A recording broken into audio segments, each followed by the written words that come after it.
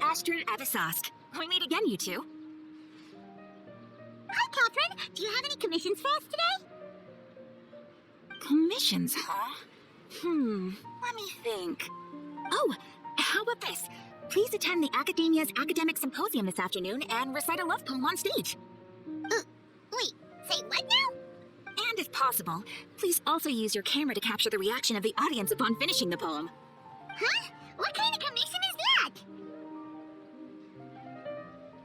I see. It appears that you're not interested in this commission. In that case, please go to Port Ormos and convince the Eremites there to spend some time volunteering at the local orphanage. Hey, that's not any better. I'm sure the mercenaries will have some interesting reactions as well. Paimon's gotta ask, just who exactly has been submitting these commissions to the Adventurers Guild? Oh, the commissioner? Well, actually, I just wanted to see the two of you in action. Was it so obvious? I was hoping you'd actually take one of those commissions. That kind of chance to observe humans doesn't come by often. Ah, so it's Nahida. Paimon just knew Catherine wouldn't crack those kinds of jokes. When did you get into her head? From when she said, Ad Astra Abisosk. So it's been you this whole time? Are you done resting up, Nahida? Yes. I've been sleeping ever since we parted ways, and I even had a really, really long dream. It was another dream about the Sub-Zerus Festival, except it was a happy one. In my dream, I was sitting in the middle of a flower terrace, and everyone in Sumeria City was holding hands as they danced in circles around me. They danced round and round, and everyone looked really happy. I also got to sit on a gigantic flower carriage. Fairs, the Night of Flowers, raised me really, really high above the ground, and I was throwing an endless amount of Yalva candies at the children. You know, Nahida, maybe your dream is how the Sub-Zerus Festival really should be. It's meant to be a joyous time where everyone gets together to celebrate your birthday. Huh? Wasn't I describing a really happy dream? Why are you both looking at me like that? Wait, could this be an example of the emotion known as pity? No, we aren't pitying you. That would only make everything worse. We just don't want you to feel too sad. By the way, have you had a chance to visit Dinyarzad? How's she doing? The Homianis haven't allowed any visitors after the festival, so we haven't been able to check on her. Yes, I paid her a visit right after I woke up. She was resting at the time. Her condition is stabilized. However, since Elazar is a manifestation of the withering on the human body, we can only cure it by finding a way to take care of Irminsul's own withering. But for the moment, our top focus should still be figuring out what the sages are up to and what they're planning. Right. Who knows what'll happen if they manage to pull off another scheme like the Samsara of the Sub-Zerus Festival? So our first priority should be investigating and putting a stop to the sages' activities. As for how we should pull that off, let's discuss it somewhere else. There are too many adventurers around here. Oh, good point. Sorry, adventurers. We're gonna be borrowing Catherine for a little while. Let's continue our chat here. Okay, so do you have any ideas on how we can investigate the sages, Nahida? Actually, I've already done a little bit of work on that. But for now, I want to hear your thoughts.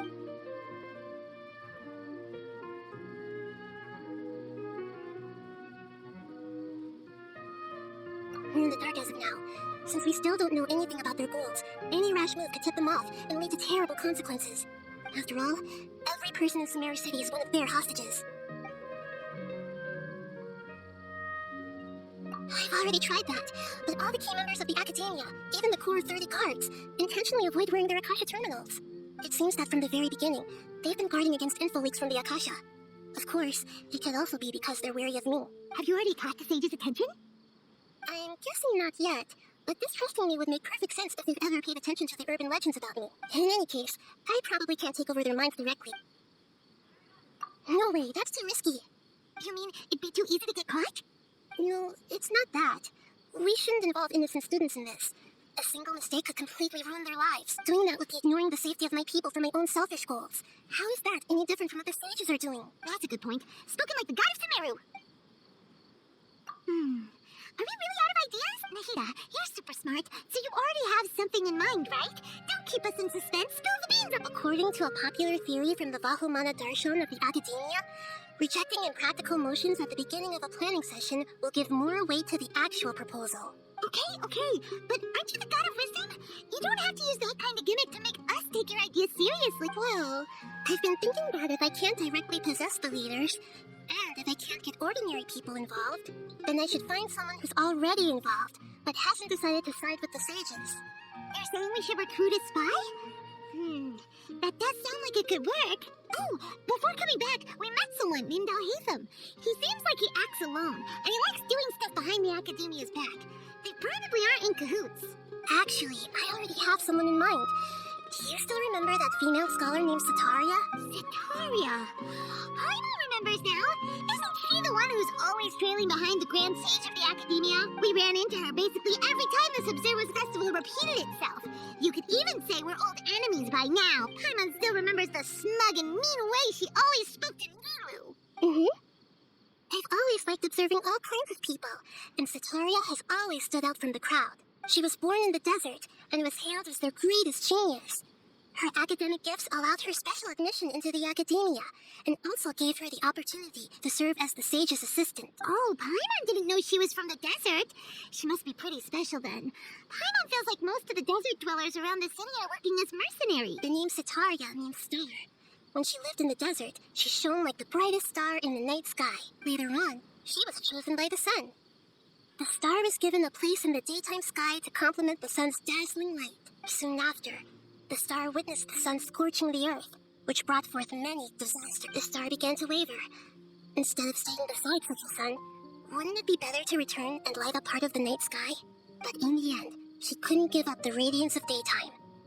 To cope with her shame, the star buried her guilt and closed her eyes. From the sound of it, Sataria's just hung up on the research opportunity, but she doesn't really support the Academia. She still feels guilty about not doing more for the desert, right? She's just running away from her problem. Indeed.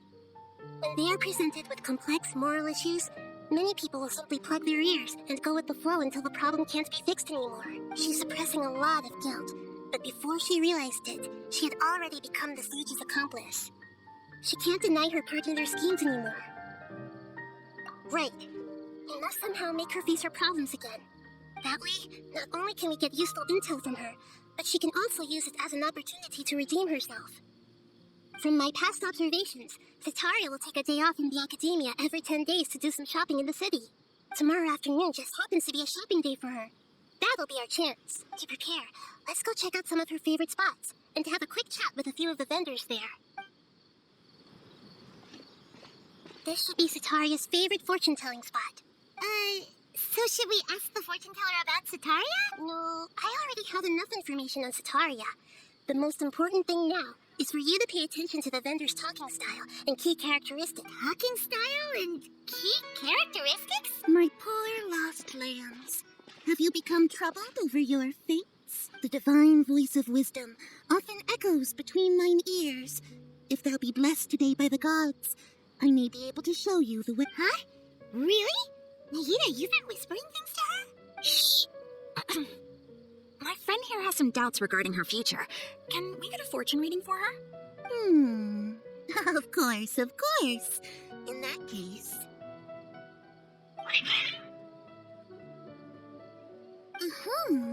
It would seem that Harut and Marut are quite wary of you. Perhaps, at some time in the past, you have somehow offended the gods. Only mocking the god of Animo, questioning the Lord of Geo's financial savviness, and brawling with the god of Electro. Do those count? Oh, nothing. Go on, pick an aspect for her to divine.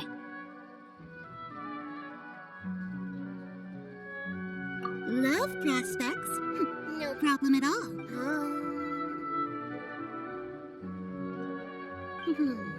The gods have spoken. The truth shall be revealed. One who is fated to cross your path will appear on... Huh? So many people will fall for you. How could that be? Harut, Marut, did you two spoil my divination? I've never read a fortune so absurd.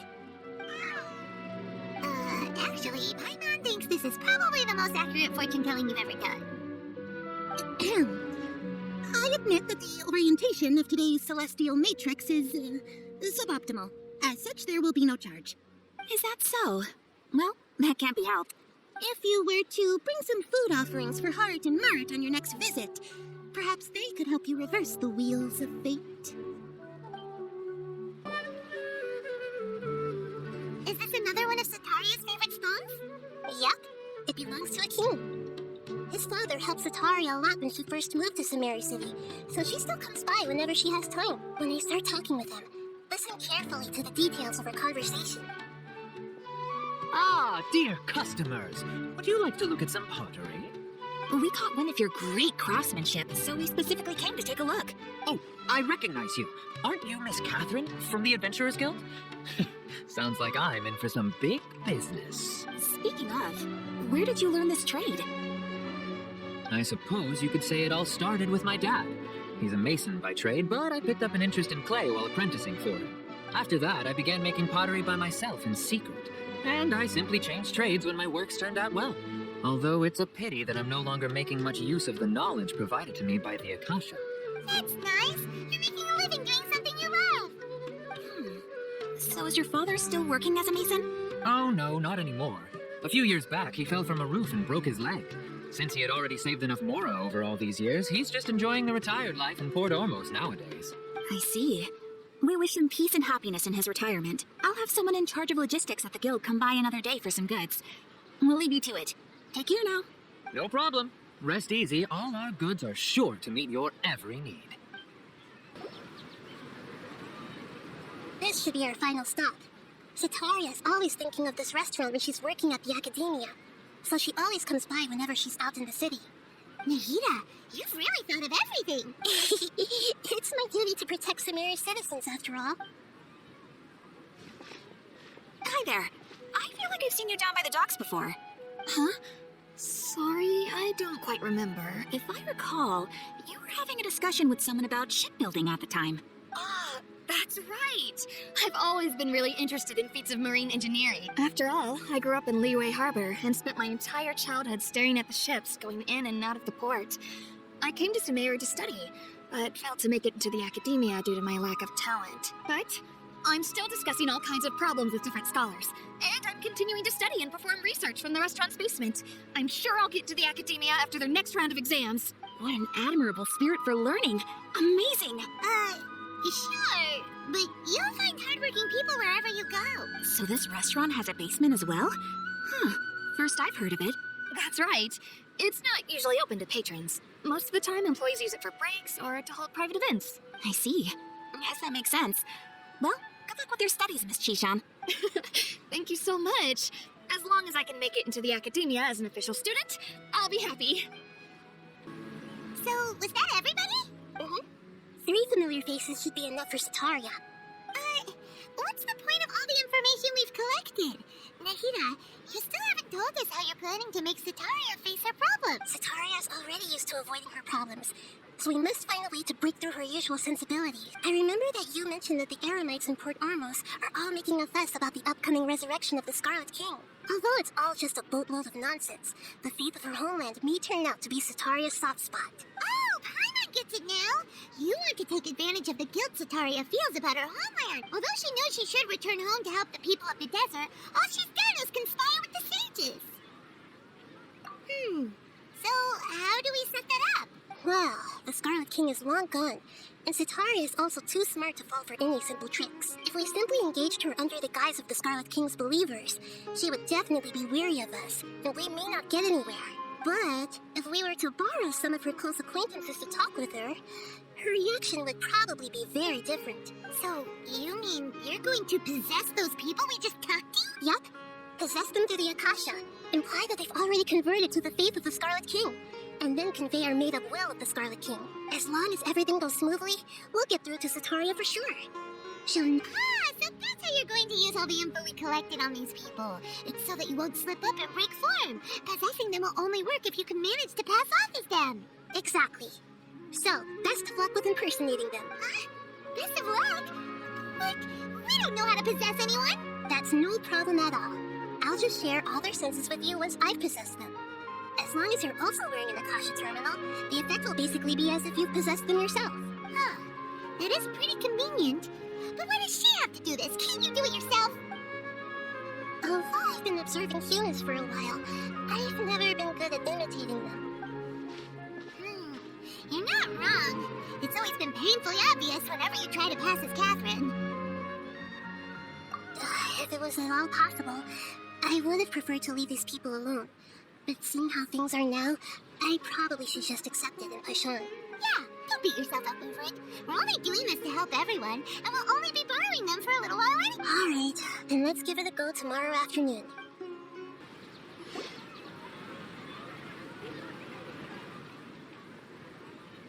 Oh, here she comes. Satari's here. Let's quietly follow her. Once she starts talking to her acquaintances, we'll find a safe spot to begin possessing them. As for how we'll sway her to our side, I'll leave that to you. I trust you'll know what to say. I'm starting to feel kind of nervous. Okay, let's go. Looks like they've already started talking. Let's find a hiding spot and get started.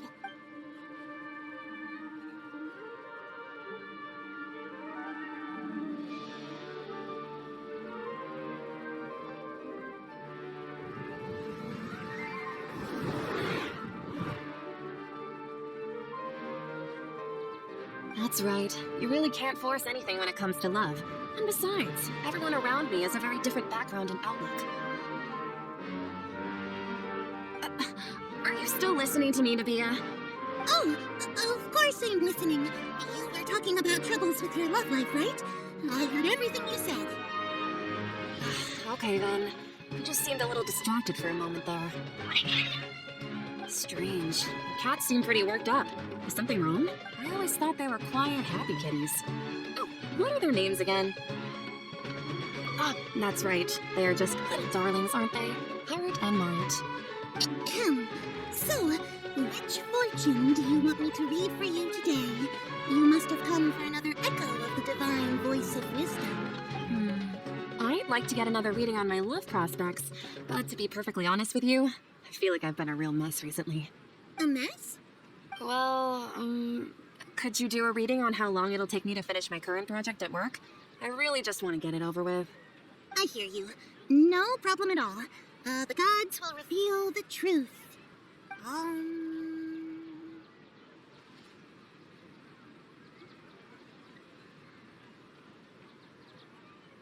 The gods are asking, Sataria, why haven't you gone home? Why haven't I gone home? Do the gods really know everything I've been thinking about? Sataria, why don't you just go home? It's a demand now instead of a question. The gods seem to be truly upset. I'm sorry. I know I failed the gods. Please pass on my most sincere apologies and ask for their divine forgiveness. And if I may ask, Nahida, is there a specific god who's speaking to you right now?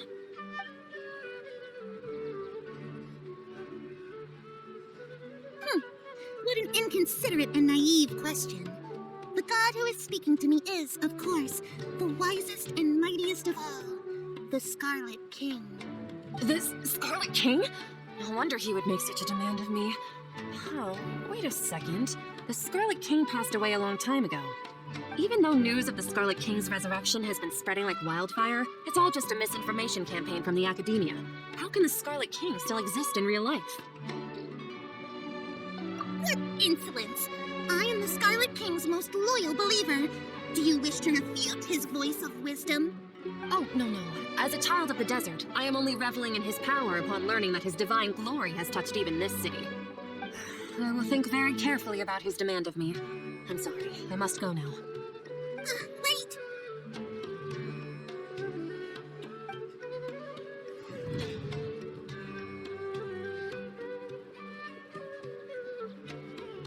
Ooh, she just ran off in a hurry. She looked pretty upset too. Well done. Sataria didn't seem to suspect anything amiss. To have something she's been trying desperately to avoid show up out of nowhere and berate her, that must have shaken her to the core. Aw, Nahida, it seems like you understand human emotions really well after all. All I know are some abstract Harbinger theories. In any case, my time with you has shown a lot of them to be utterly useless. I'm still trying to make sense of everything. Anyway, enough of that. Let's hurry and catch up to Sataria.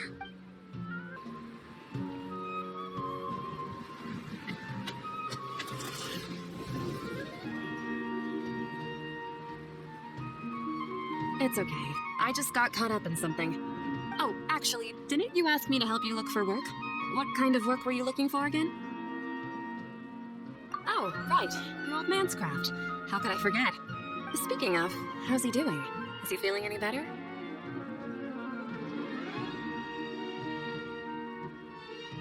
Oh, that's good to hear. I've been thinking a lot about him. If I could get some more time off, I'd love to pay him a visit. Actually, while we're talking about him, is he still living in Port Ormos?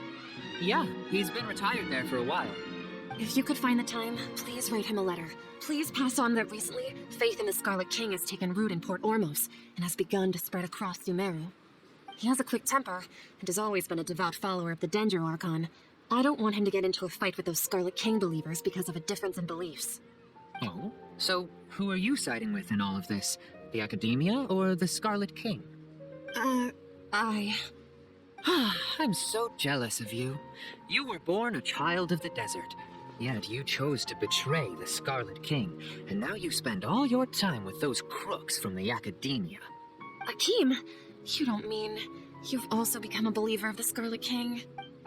What's so strange about becoming a believer of the wise Scarlet King? In fact, aren't you the strange one?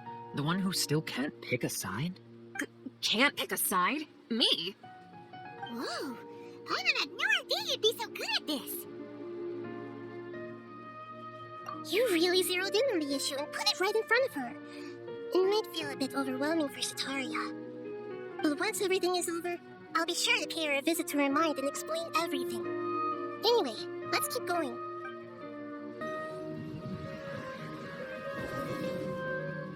So, Shishan, have you noticed anything weird in the city lately? Like, as if someone was trying to preach to you about something? Oh, right. Speaking of strange things, I celebrated the Sub-Zerus festival so many times that I lost count. That was really weird. Wait, how could you be aware of that? That should be impossible. Nothing in the report indicated anything like that. Are you still failing to realize that the Academia's lowly tricks could never deceive all of Sumeru's citizens?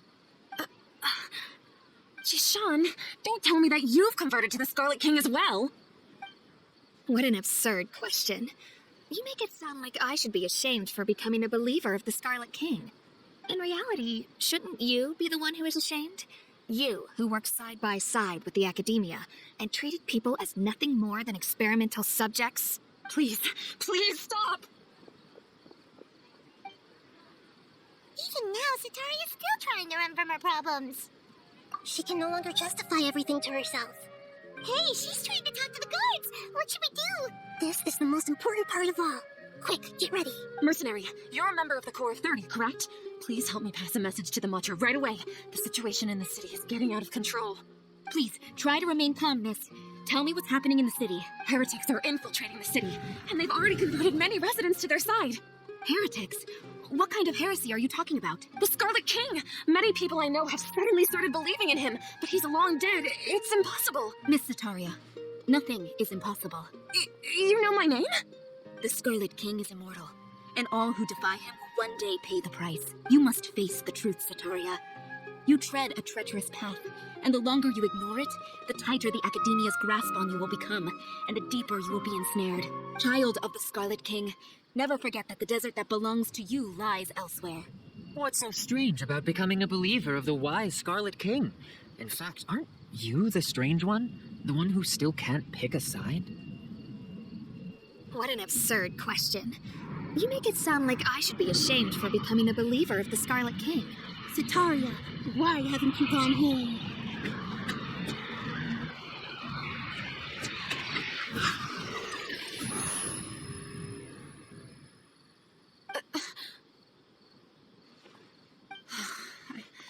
It seems that no matter where I run, I only keep finding more believers of the Scarlet King. I have to say, this is a familiar feeling. I've also been running from my guilt this whole time. Guilt over my part in the Sage's plans, and from ignoring the letters from the children of my homeland. But no matter how much I may try to ignore or get rid of it, my guilt always comes back. You won't necessarily lose your research opportunities by facing the truth. Besides, did you really want to conduct your research while carrying such heavy feelings of guilt? How do you know me so well? Are you truly just a believer of the Scarlet King? Or are you the god himself? That's not important. The important thing is to pass judgment on the academia and its sages, and to correct their mistakes. If you could provide some assistance in this matter, perhaps it could serve as a form of atonement. I've actually never believed in the gods, but I've always believed in serendipity. Your appearance must be a fated opportunity for me to get out of this wretched situation. Please tell me, what can I do for you? How much do you know about the sage's current activities? I was just one of the designers for the massed dream harvest scheme, which is what happened around the Sub-Zero's festival. But I know very little about the full scope of the overall project. I'd assume that only staff with the highest clearance would have access to those confidential documents. I've just been working to meet the Grand Sage's specified requirements. However, there's something that's been really bothering me. I heard that a scholar who was previously expelled has returned to the city, and even the sages are still quite wary of him. To fight against the academia, we will need to figure out the nature and the purpose of their work. Is there a way for us to get access to the confidential documents you mentioned? It should be possible if we're willing to take some risks. After all, I'm an assistant to the Grand Sage, and I've been working on many tasks outside of the project. One thing, though, I won't be able to transfer the documents to you through the Akasha once I get my hands on them. The sages have always closely monitored all activities within the Akasha. Let me see. Let's use the most primitive method. Send someone to pick up the documents tomorrow evening at the Academia entrance. The Academia entrance. Wouldn't that be too conspicuous? Don't worry about that. I assure you, this won't be a trap. I'm only suggesting this location because it'll draw more scrutiny for me to leave the Academia again. It'll be safest for me to distract the guards long enough to hand you the documents. All right, I trust you. So, if I were to successfully complete this task, would it mean I've atoned for my wrongdoings? That'll depend on the judgment of the Dendro Archon. The Dendro Archon. That's right. Her people are the ones we have endangered. As the god of wisdom, she's also the one responsible for judging and guiding the scholars. Maybe it's time for me to find a god to believe in. Just as Nahida predicted, we've managed to bring Sataria to our side. The Traveler's execution was ingenious. She's the one who deserves all the praise. Well, now that we've made plans to meet again tomorrow evening, all we can do is pray for Sataria's mission to go off without a hitch. Pray? But if we're going to pray to the gods, aren't we just praying to you? God of wisdom and guardian of the scholars? No. The truth is the true guardian of scholars. I've always believed that. Anyway, let's meet again tomorrow evening at the Adventurers Guild. Catherine, we're here! Oh, you are the other Catherine, right? That's right. I suppose I'm the other Catherine in your mind. Shh! We're on a secret mission tonight, so we need to protect Catherine's identity. Yep, Paimon's right. We cannot fully rule out the chance that the meetup tonight is just a trap. If something were to happen, my existence may be the only trump card we'll be able to play. After all, the academia should still be unable to confirm the existence of my consciousness in the outside world. Yep, exactly. Just what Paimon was thinking. Anyway, enough about that. Let's just make sure to be on our guard. Off? What do you feel is off? It's the middle of the night. Of course it's quiet. You're not getting paranoid, are you? No, I think she's right. It really is a lot quieter than usual. If you look around, there seems to be fewer people on the streets. I'm not sure if this is the case for the entire city, though. Huh. Maybe it's just a coincidence. Maybe Sataria figured out a way to not only distract the guards, but also to get everyone to go to sleep early, just so we can exchange the documents in peace. I also can't quite figure out why things feel a little off. But now that we're here, let's go ahead and meet her as we planned. Well, regardless, as long as you're here with us, Paimon feels a little safer.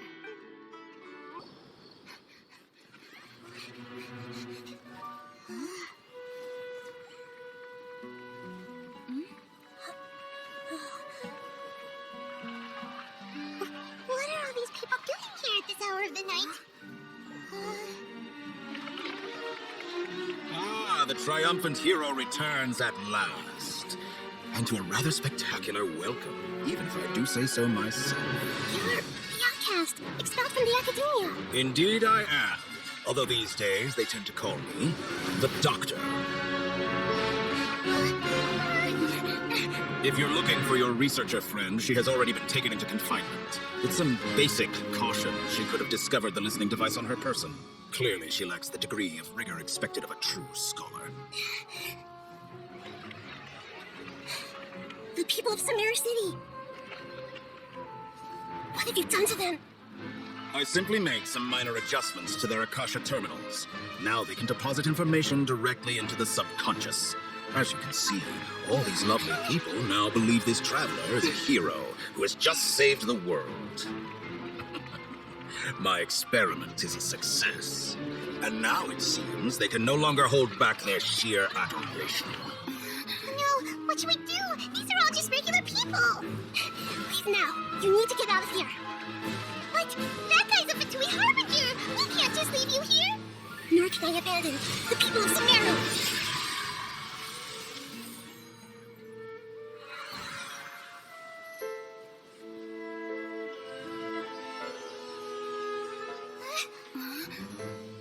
Don't worry, we'll meet again outside of the city. I see. You appear to have overridden their mental faculties with your own consciousness. To possess such a powerful mind, you must be the god of wisdom.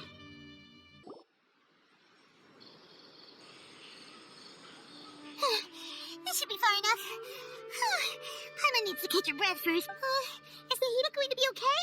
We only made it out because of her. Paimon wasn't counting on running into a new Harbinger here, let alone such a high-ranking one.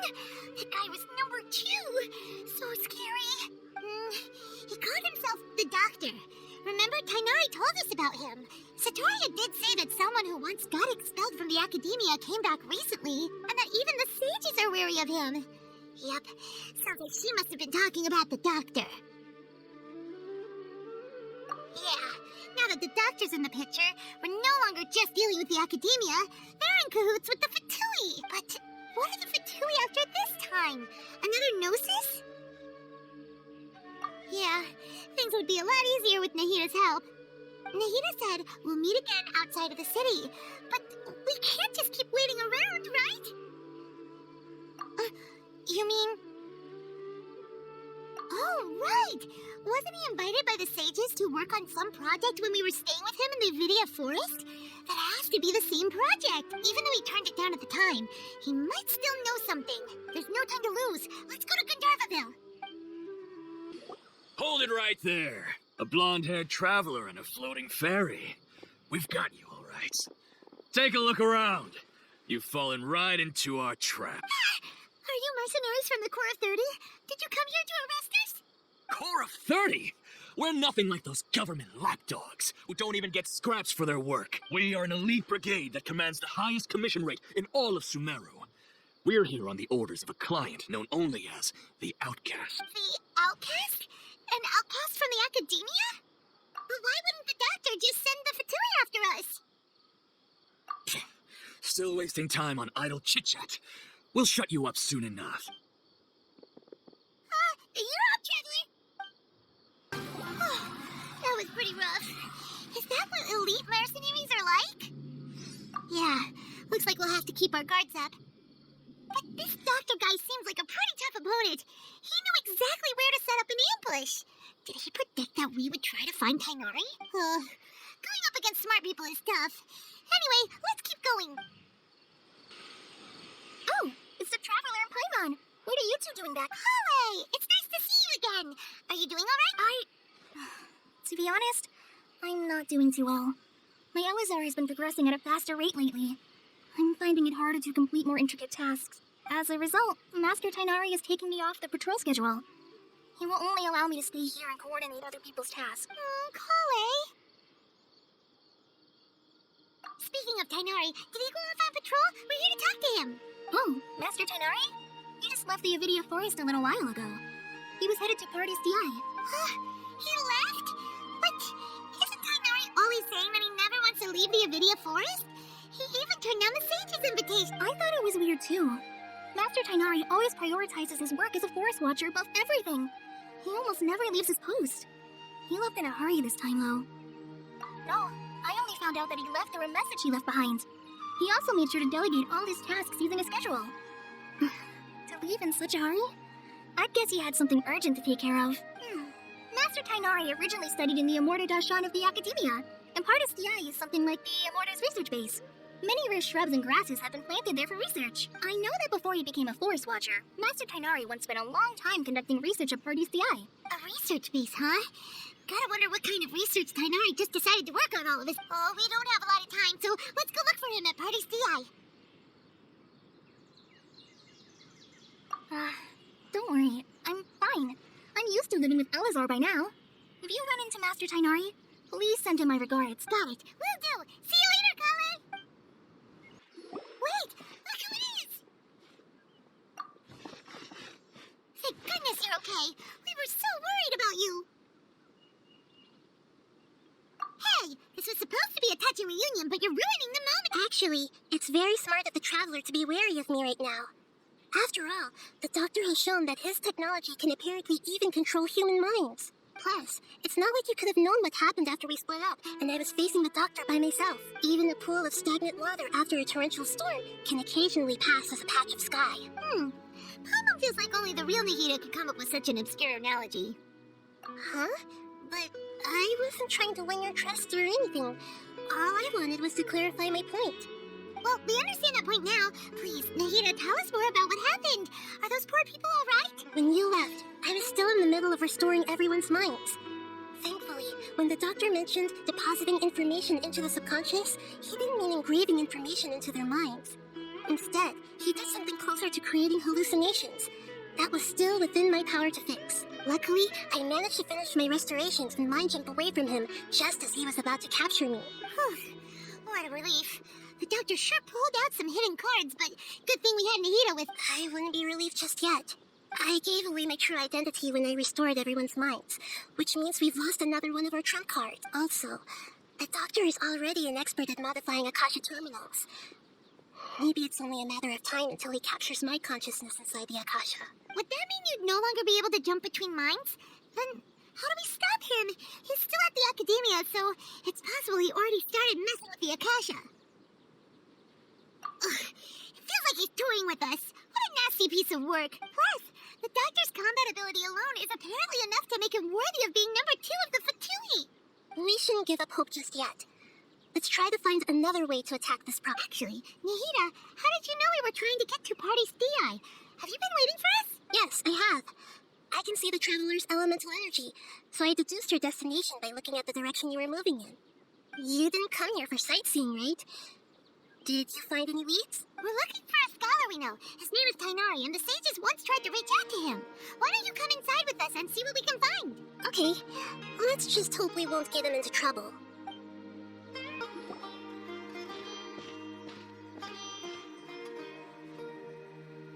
Traveler? It is you! The voice! It's Aphesia! Oh, what a pleasant surprise! It's so nice to see the two of you again. Who's this? She's a scholar we met in the Avidia Forest. When we last saw each other, she was still training in the, what's it called? Satyavada life? Oh, I see. That's right, we're old friends. You've come at just the right time. Ever since I've come here, hardly anyone has even talked to me. Aphesia, you're way too excited about this. Actually, for you to leave the Avidia Forest means, oh, you're not training anymore? Wait, no. Did you already finish your training and reach Pariporta life? What do you think? My consciousness has already managed to make contact with the divine. You did it? Congratulations! It's so exhilarating to share this sublime joy with others at long length. When my consciousness made contact with the gods. Ah, what a supreme and unparalleled experience that was. It sounds incredible! Oh, all right. Actually, please wait. I haven't forgotten my promise to you. Remember? I promised to help you understand what you saw from Irminsul once I gained deeper insight. My current self has not only gained true insight, but I can even help you establish a direct connection to the consciousness of the divine. You can do that? I've never heard of anything like that, but if you want to give it a try, I'll do my best to protect your consciousness during the process. Hold on. I brought some spirit board ale with me. This is still a crucial part of the ceremony. We're using that incense again? All right now. Hold my hand. I'll help you establish a pathway to connect your consciousness. Okay. Ready?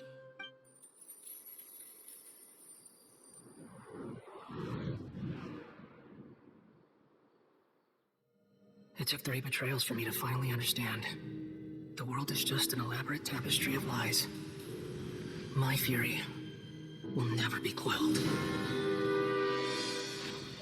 The first to betray me was a god. My creator. My mother. Valuing strength above all, she saw no worth in me and I was discarded. The second was a human. My family. My friend. Consumed by fear, he saw me as an abomination. The third was one exactly like me. A hope for the future. A fledgling barely out of the nest. Powerless before his mortality, he broke his promise to me. Humans, they can't be trusted. And the gods fill me with pure loathing. So I said good riddance. I denounce the world and laugh in its face. My chest will never again be defiled by worldly filth. I will scrub away every last trace of human emotion. Then it will be empty, a blank slate, and ready to receive a supreme gnosis, brimming with pure divinity.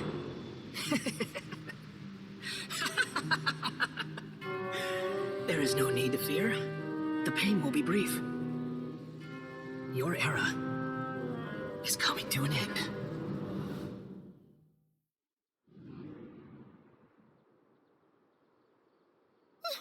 What was that? Did we actually just see the Baladier's memories? Everything matches what we know about him. But how is he connected to the divine consciousness that Hypatia was talking about? You saw it right? You felt it right? Such a majestic god! Such a noble will! Such sublime emotion! Alas, shame. If only that which beats within my chest wasn't a filthy mortal heart. Oh, great and merciful God! Please grant me forgiveness and salvation! Do you understand now? I'm afraid this is no periporno life, but rather... You! Why are you so mean to me? Why is everyone hiding from me? I found divine wisdom. Shouldn't I receive praise and honor? Haven't I uncovered that light in the darkness? Hypatia? That's how I always thought everything should be. Wait, have I already lost my mind?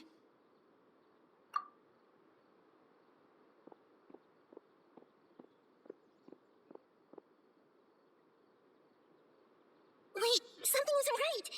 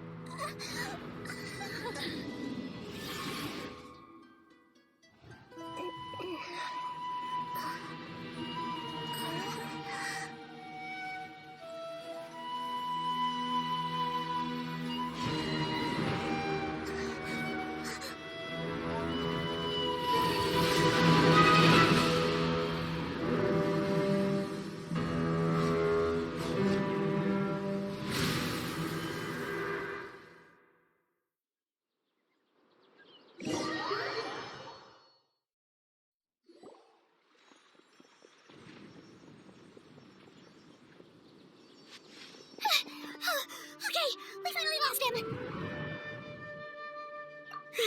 Are you okay, Nahida? Wait, no. Something feels different. You're back! Oh, the Traveler's back? Nahida was controlling your body for a while. It seemed like she jumped over to you as an emergency measure right before the katheryne puppet was destroyed. After that, Kainari heard the commotion and came over. He helped us defeat the mercenaries and then he ran with us all the way here. What? You swapped places? You mean your consciousness also went into Nahida's body? Wait, and where is Nahida's consciousness? Where is she now? I never imagined that an individual's consciousness could be transferred around like this. Had I not seen it with my own eyes, I would have never believed it. I don't think this can be achieved with current human technology. Also, while we were running, the consciousness in your body told me to pass on a message. The doctor has found a way to trap my consciousness, so I can't journey with you anymore. But even in a moonless night, a shower of starlight can still drown out illusions and lies. Oh no! Nahida's trapped in the sanctuary of Surasthana for good this time. Was that message all she left for us? It's pretty vague. Oh, that makes sense. Since the doctor captured her, she won't be able to say anything without him knowing. She's being extra careful. Even in a moonless night, a shower of starlight can still drown out illusions and lies. Huh. Paimon knows the moon illusions and lies are from that alchemical divination at the Sub-Zero's festival. Didn't Nahida use a starlight analogy before? It had something to do with Sataria. Oh, that makes a lot of sense. Huh. Do you think Nahida was telling us to go find help in the desert? But she isn't with us anymore. Think we'll be okay? Paimon, you said Sanctuary of Surasthana. Does this mean that this Nahida you're talking about, the consciousness who was occupying the traveler's body, is the dendro Archon? Your guess is correct, but the situation's a bit complicated, so it's really hard for us to explain right now. That's all right. A scholar's curiosity doesn't need to be appeased right away. As for the complicated nature of the situation, safe to say I have witnessed that for myself. I've spent some time with you, and it looks like the dendro Archon's also on your side, so I trust you. Thank you, Tighnari. Oh, actually, we came here to ask you a question. What do you know about the project that the sages have been working on? Ah, that. While I was indeed invited to join that project, the sages were always secretive about its scope and goals, so I eventually declined. All I know is that that project has something to do with the restoration of Irminsul. Huh? Did you see something when you were in Nahida's body? What? Do you have any evidence?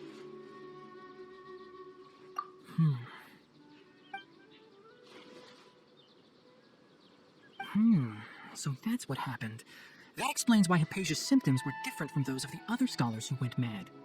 It's because she made contact with the consciousness of a new god who is still in the process of being born. Tighnari, did you leave the Avidia forest because of Hypatia? I did. I noticed Hypatia's mental anomalies, but since her symptoms were rather atypical, I secretly took her to Pardes Dii and began searching for a way to return her to her normal self. If I didn't take action, Hypatia would have already been taken by the Matra to the desert, doomed to a life of exile at Aru village. Now that you mention it, I knew the Academia has never thought particularly highly of Lesser Lord Kusanali, but I still didn't expect them to do something as arrogant as creating a new god. Looks like I made the right decision by not accepting their invitation. The Doctor and the Balladeer. We have 2 Fatui Harbingers in Sumeru. Sounds like we're in for a bad time. From your description, I don't think they've completed their project. There may still be room for us to intervene. But then, what is the connection between creating a new god and restoring Irminsul? Yeah, it feels like we're still nowhere close to figuring out the sage's goals. Right, we've pretty much gone over everything we need to know, so we should head out. How about you, Tighnari? What are you going to do? I'll stay here for now. I still want to try a few more things to help Hypatia. If you're planning to go into the desert, start by heading for Caravan Rabat. That'll be your fastest route. Come find me here if there's anything else I can do to help. May the spirit of wisdom go with you. Thanks, Tighnari. Hopefully Hypatia will feel better soon. Where else then?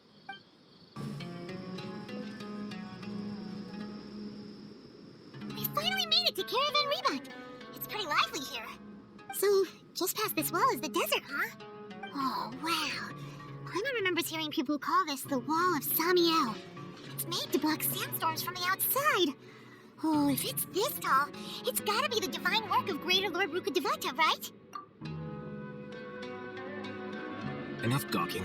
Come on, follow me. Huh? Over here.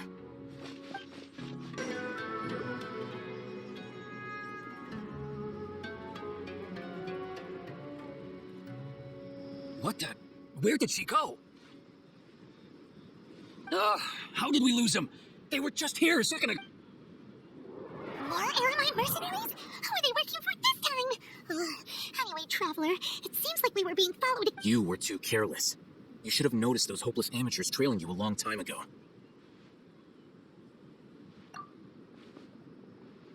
There's no need to thank me. I've never cared to keep track of personal favors. All I did was correct a mistake I happened to come across. It's a habit I developed at the Academia. You really gave Paimon a scare, Alhaitham. We never thought we'd run into you here. Last time we met at Port Ormos, didn't you say you were going back to the Academia? Wait, don't tell Paimon that you're here to take us back on their orders. Oh, so you've already landed yourselves on the Academia's hit list.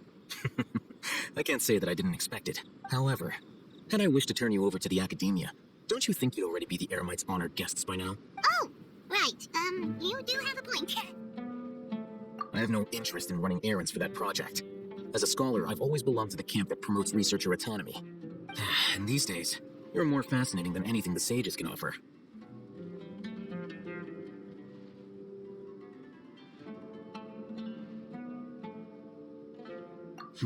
Not quite.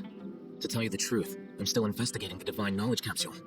Unfortunately, I've run into some difficulties. Everyone says the capsule originated in the desert and was eventually moved to Port Ormos. If I'm to get to the bottom of this, I must understand how the capsule first came to be. Which brings me back to you, and why you're so interesting. The leader of Ain al-Ahmar used the Divine Knowledge Capsule right in front of you, and upon seeing him, your expression became perplexed, and you were lost in thought for quite some time. To have that kind of reaction, I think you must have realized something. Are you interested at all in sharing what you've been hiding from me? Alhaitham, you really have a ridiculous eye for detail. What kind of person even notices or remembers stuff like that? So that's your answer.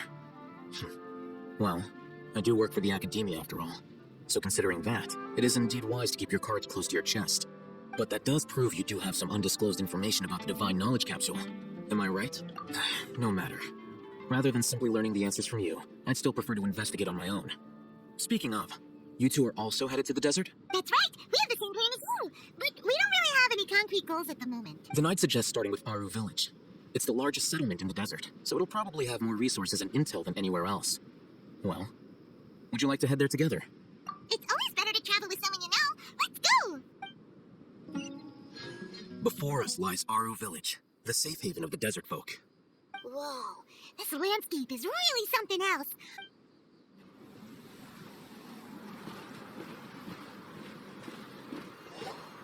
Wow!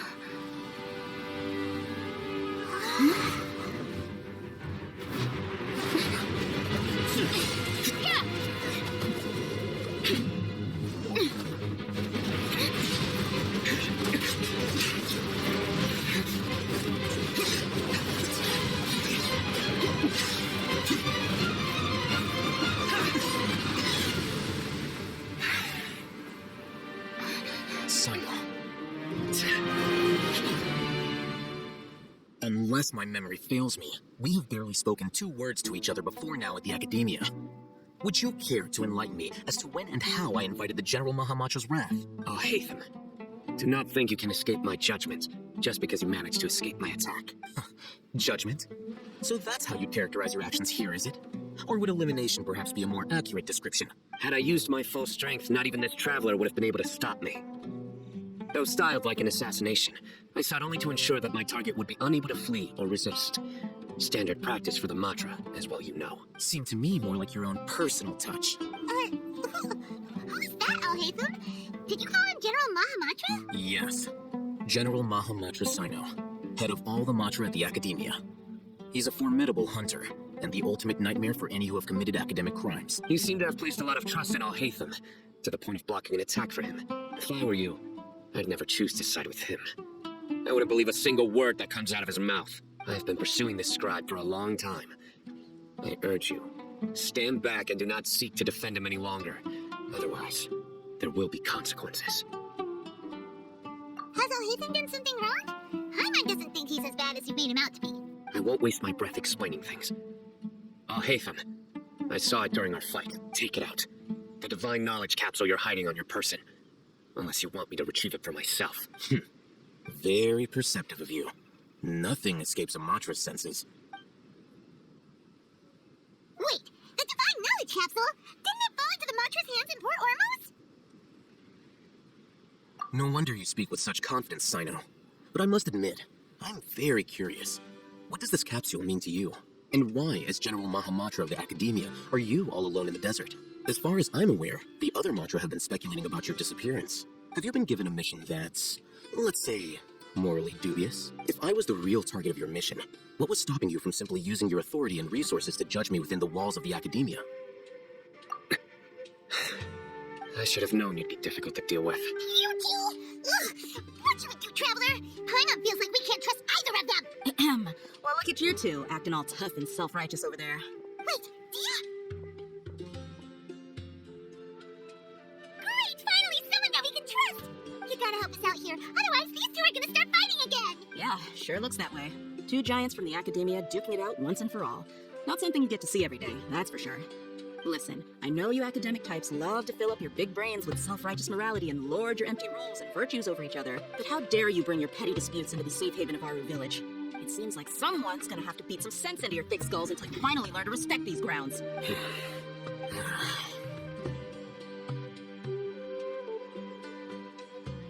Hey, did either of you hear a word I just said? Whoa, what's going on? The wind's so strong. Is this a sandstorm? Paimon's gonna get blown away. Another sandstorm? What's up with these recently? Hey! All of you, over here, quickly! We have to take cover! Someone's calling for us. Oh, this wind is too strong. Let's get over there. That sounded like Candace. Ah, come on, you two. Jeez, are all of you academia folks such hard work? Move! All right, stop yelling.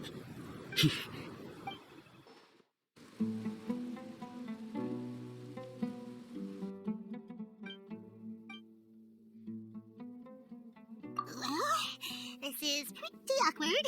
Hey, wanna play sardines with three people who want to tear each other limb from limb? Sure, why not? Sounds fun. The air is so thick and heavy. Paimon can hardly keep floating anymore. My sincere apologies, everyone. This is the home of our village chief. I will have to ask you to make do with this small room until the sandstorm dies down. Please, let me introduce myself. I am Candace, protector of Aru Village. Our savior has come at last. Nice to meet you, Candace. The name's Paimon. Thank you so much for helping us. There's no need to thank me. It's only right to help each other when the weather gets rough. Wow, she's so gentle and caring, like a nice older sister. Unlike those guys over there. All right.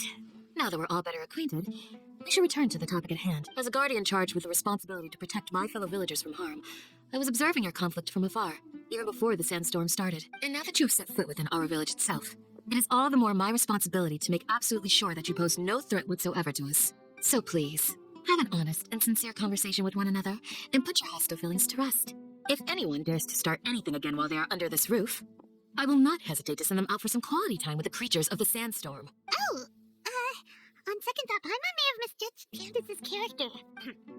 And that goes for you too, Miss Dia. Do I make myself clear? All right, we got it, Candace. That's what I like to hear.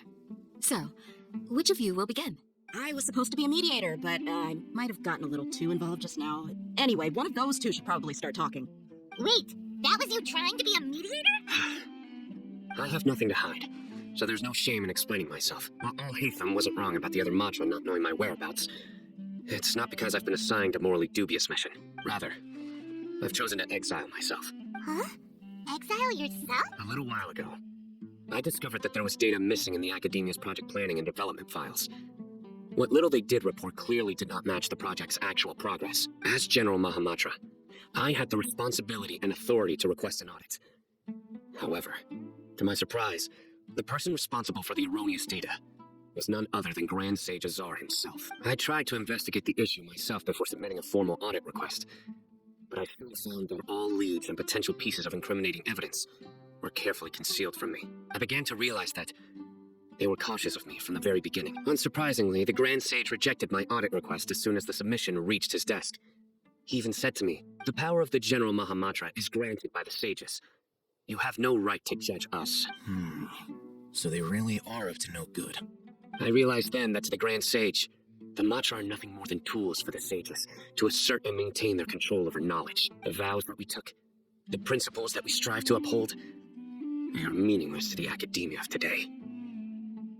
I believed it would be wise to flee the academia before the sages had a chance to take action against me. This way, they can no longer see nor predict my action. I will never give up on this investigation. There's no need for someone else to give me power or authority. Once I find the truth, I will administer judgment by my own name. Cyno seems to have the same goal as us. We're all investigating the sages. Plus, now that he's no longer the General Mahamatra, he somehow feels a lot less scary. Well, Cyno, if that's your story, then why did you see Alhaitham as a target?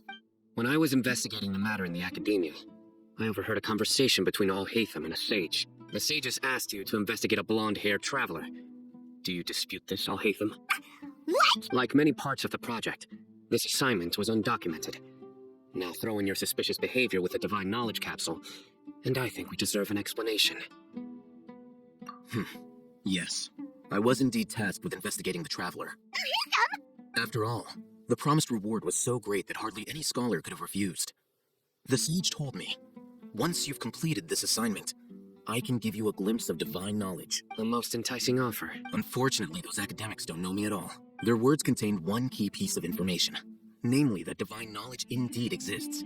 That gave me all I needed to know. From my perspective, the sages are far from trustworthy. Think about it. Isn't it a little strange they're so willing to share divine knowledge with anyone, even as a reward?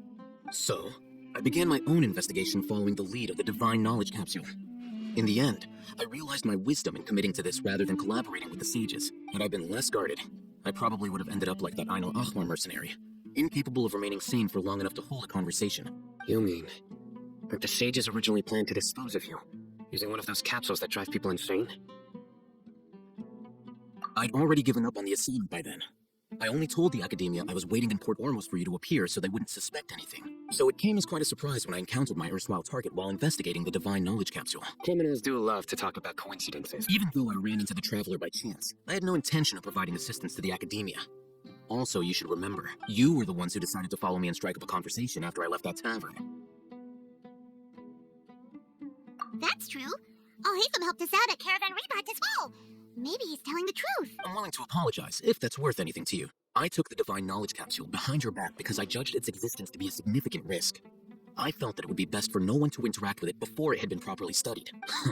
After all, curiosity often proves to be the most dangerous thing in this land. You should be well aware, Scribe Alhaitham, that curiosity can also lead you to danger and suspicion. Answer me this.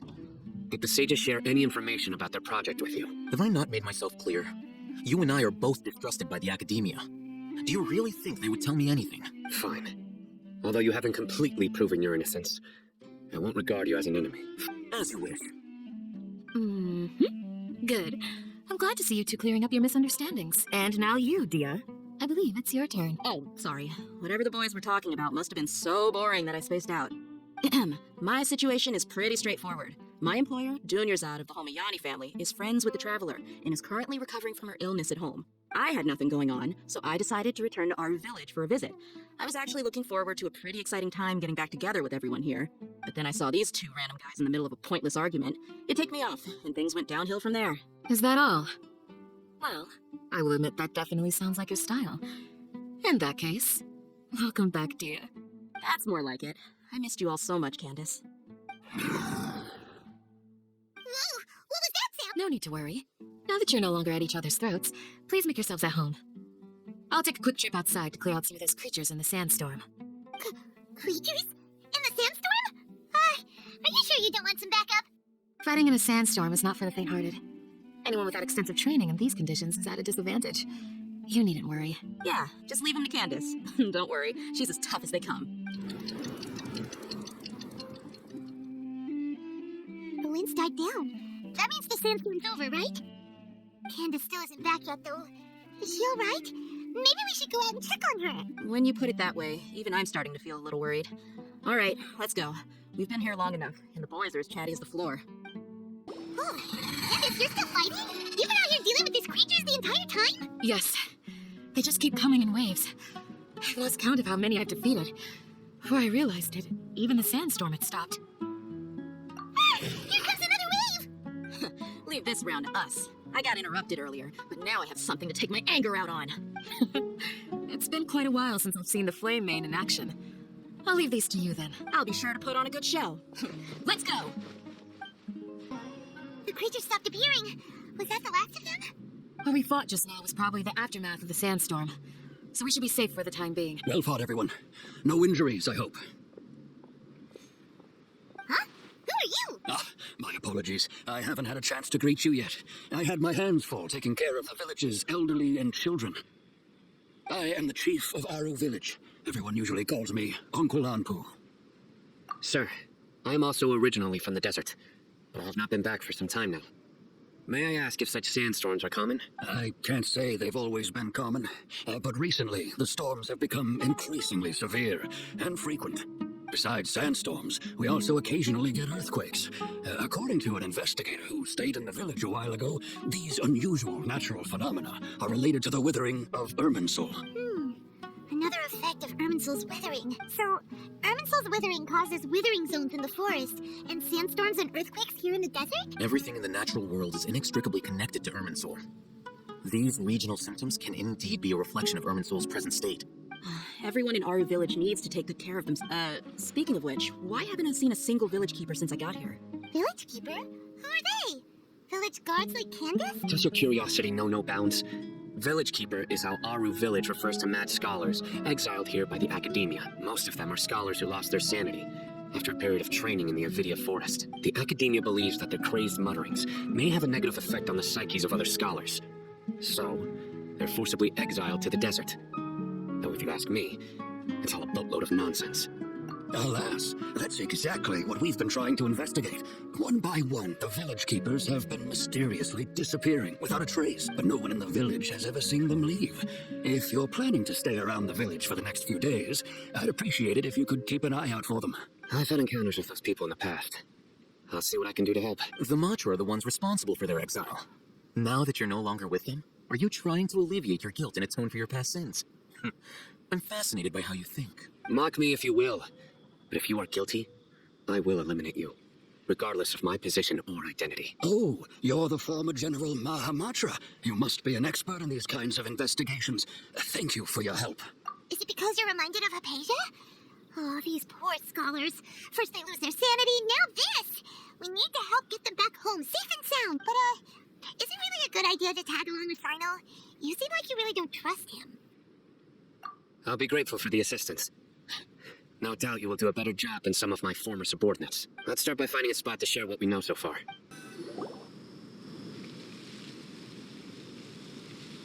Although I've sent myself into exile, I'm still doing essentially the same things as before.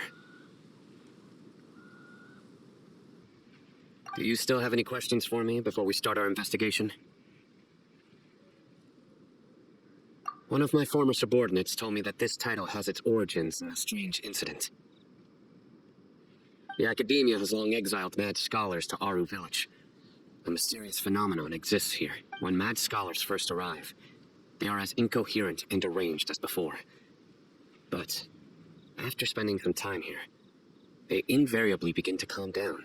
Initially, the people of Aru Village greatly resented having to take in the mad scholars. But a strange incident one night changed that. Aru Village was struck by the strongest earthquake in living memory. Seeing buildings on the verge of collapse all around him, the then chief of the village was preparing to take everyone to safety. Suddenly, he noticed a mad scholar crouching in a corner, caressing the ground with his hands. A soft, green light radiated from him, like a divine glow against the backdrop of night. Despite the powerful tremors that ripped through the ground that night, all the houses remained upright, almost as if they had grown roots reaching deep into the ground. In the end, not a single building collapsed, and no one was hurt. After that, the people of Aru Village treated the mad scholars with greater kindness, and began to refer to them as the village keepers. A soft green light? A mad scholar protecting Aru Village? What do you make of it, Traveler? Paimon thinks so too. Actually, Cyno, do you know if any of the mad scholars continued to wear their Akasha terminals at Aru Village? In theory, they would continue wearing them so the Academia could still monitor their activities. With that said, the main Akasha system would no longer have any interaction with them. Oh, no wonder! Everything makes sense then! Add in the fact that they calmed down, it was probably Nahida who calmed them. If you are able to draw a conclusion from this one story alone, then it appears you possess much more information than I do. So, what do you make of the story? Really? Lesser Lord Kusanali. What? You don't believe us? Lesser Lord Kusanali was definitely using the Akasha to give her power to the mad scholars! No, it's not so much that I don't believe you. I'm just struck by your reasoning. Lesser Lord Kusanali, the current dendro Archon. Is she really active in Sumeru? The Academia has always placed far greater importance on the late Greater Lord Rukkhadevata. They've more or less ignored Lesser Lord Kusanali, and I've never had any reason to doubt their views. In addition, I've never heard any stories about Lesser Lord Kusanali and her deeds. To me, she might as well have been a god that never existed. No way! Nahida definitely exists! She's how should Paimon put it? She's a good Archon who's kind and wise. even if she says weird stuff sometimes. I've spent many years interrogating criminals, so I can easily tell when someone is lying. Good! Then you should know that we're telling the truth. That look in your eyes. I've never seen that from a liar. You two really must have met Lesser Lord Kusanali. How can this be? To think, our Archon has been amongst us this entire time. Alright, now it's our turn to put our skills to good use for this investigation. But easier said than done, especially since we don't have any leads. Maybe we can start by knocking on some doors. Excuse me, are you here to help me find my grandpa? Huh? Who are you? By the sounds of it, a resident of this village. My name is Isak. You'll help me find my grandpa, right? Is your grandpa a mad scholar? Hey, don't say that. Grandpa is just Grandpa. Why do you have to call him that? It's not like he's a bad person or anything. The person you're referring to is not a local, yet you are. Why do you call him Grandpa? Grandpa is just Grandpa. He's my family. I heard everything you said to the village chief. Please, you gotta take me with you. I want to find my grandpa. I swear I'll help. I won't be a nuisance. Ah, so you're the one who was eavesdropping on us around the village chief's house.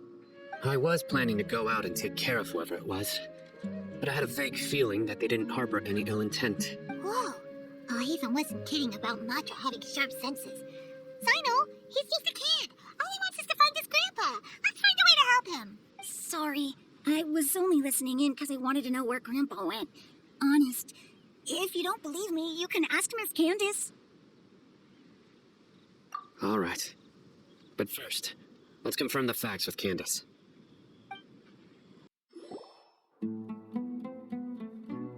Cyno is super vigilant. Is this what all the Matra are like? Ah, you're back already. We just wanted to confirm something with you. Do you know a boy by the name of Isak? I had a feeling he'd go looking for you. Huh? You knew this would happen? Yes. Although he tried his best to stay hidden, I still noticed him eavesdropping outside the window. He really wants to get his grandfather back. Isak's parents were both Aramite mercenaries who rarely returned to the village after finding employment in the city. He was raised by his grandfather. Unfortunately, it was only a few years before his grandpa passed away. Isak was still very young at the time, so various families in the village took turns caring for him so he could survive. Later, an elderly mad scholar arrived at the village. Isak thought the scholar bore a striking resemblance to his grandfather, and thus often spied on the man. However, the scholar was unkempt in appearance and incoherent in speech. Although Isak referred to the man as his grandpa, he was afraid and didn't dare to approach him. One summer night, the oft mumbling and bumbling grandpa suddenly calmed down and seemed to become more lucid. He even noticed Isak hiding in the distance, so Grandpa walked up to Isak and patted him on the head. He even took Isak to the entrance of the village, where he patiently taught the boy the names of the stars, and accompanied Isak until he fell asleep. The next morning, Isak woke up and wanted to go find his grandpa again, only to realize his grandpa no longer recognized him. However, even so, Grandpa retained his calm expression. It's said that those who saw the scholar claimed he no longer appeared to be crazy, but appeared to be living in his own world, almost as if he were sleepwalking.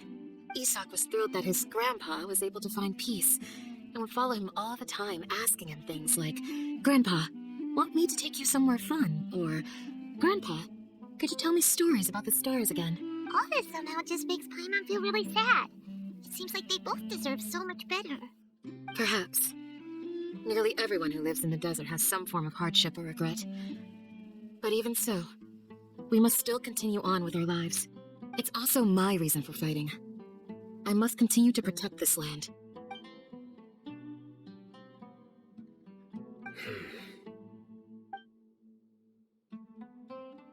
Maybe the people have always had a considerate god watching over them. Huh? What did you say, Cyno? No, nothing. As long as Isak keeps his word and doesn't get in our way, we can take him along. Perhaps you are more compassionate than I gave you credit for. Please accept my thanks on Isak's behalf, Cyno. Hey, Isak! Oh, it's you guys! We've cleared everything up! Let's go find your grandpa! Really? Wow, thank you so much! Yeah!